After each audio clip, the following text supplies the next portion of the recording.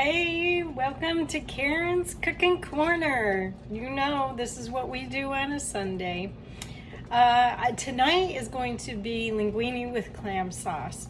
And quite honestly, this is the first time that I'm making that, but I'm pretty sure it's going to be yummy. So I'm just going to tell you what I used to make the clam sauce. I'll show you what it looks like. And yeah, so first thing I did was olive oil, of course, in the pan. Chopped up some garlic, however much garlic that you want to use, and get that all nice and brown. And then I put some pine nuts in there, and which are wonderful, tasty.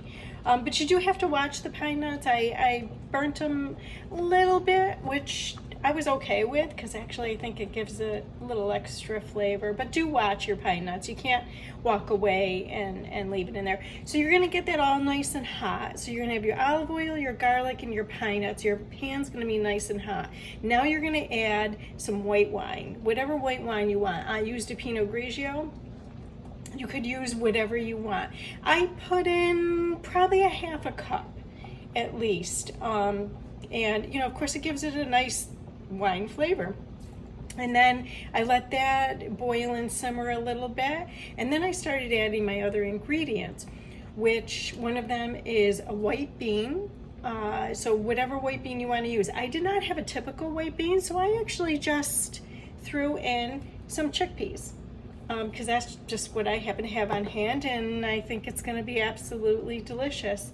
So I added my white beans, and of course you're going to add your clams in clam juice, and I added 2 cans of that.